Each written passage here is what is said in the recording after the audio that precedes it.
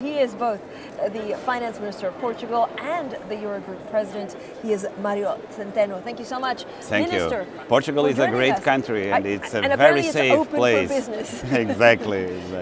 Not all of your European counterparts are actually happy about these tax incentives. What would you say to them? But it's quite marginal in any sense. Portugal enjoys a very good economic perspective. We are in a safe harbor in terms of the fiscal position. We are committed with the European project.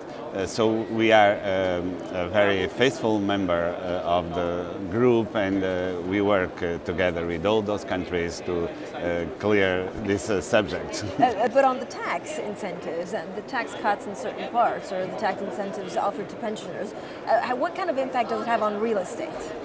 I mean, as I mentioned to you, it's really marginal at this stage. It's not the country is improving very much in terms of its economic condition.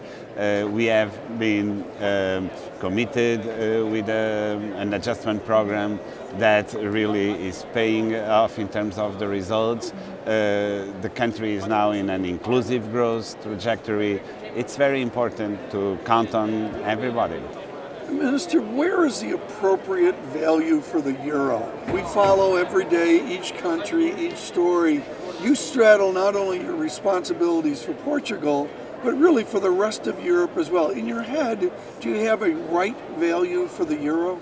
We really believe that the value of the euro reflects the fundamentals, the economics behind it. We do see that as in the present situation to occur. In terms of trade, we believe in multilateral cooperation. We think it's very important to keep it at that level. Europe is a very open economy. It's among the largest economies in the world. It's a more open one. So we really believe in these values. I know Phil wants to talk about, without question, the major themes here, the two T's for me, trade and trust.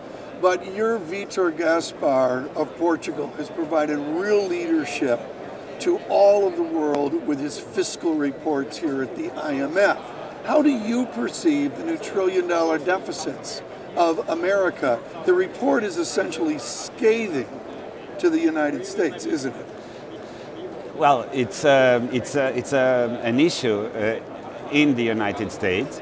You know, the tax policy and the fiscal policy in the US has been quite active lately. We think Europe has a different stance. We have an almost, on average, balanced budget.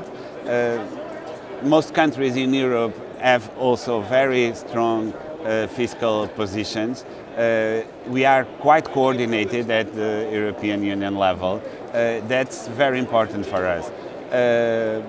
Taking all countries into fiscal policies that are sustainable is very important. If you're suggesting that actually the US is not sustainable, like many economists are, what is the ramification for Europe? What impact does that have on Europe? Again, Europe is in a very strong position economically. We are growing. The coordination of business cycles in Europe today is at a high level.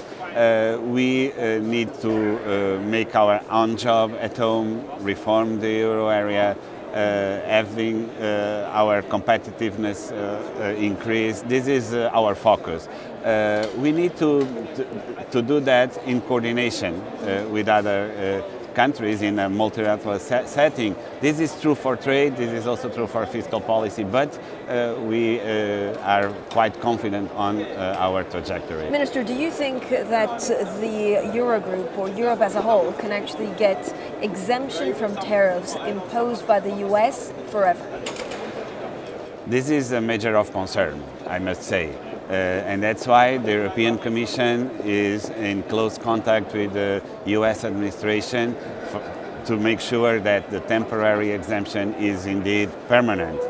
we want to again stress the role of multilateral cooperation. It's very, very important to keep that at that level. How do you respond to the United States idea of a new bilateral discourse worldwide? This is a multilateral institution. Portugal has led a multilateral debate in Europe for years, if not for centuries. How do you react to a bilateral, my way or the highway Trump administration? Again, reaffirming the importance and the evidence that multilateral cooperation takes us much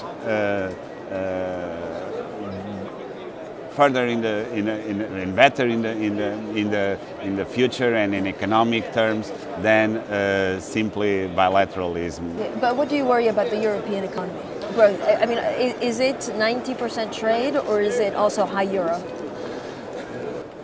You mean in terms of the growth of the European economy? What worries you about GDP?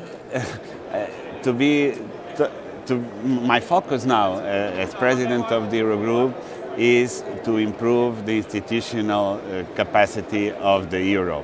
We implemented very important reforms lately. These need to be complemented by, as I mentioned yesterday, going the next mile. We know that we need to do that, and this is our main focus.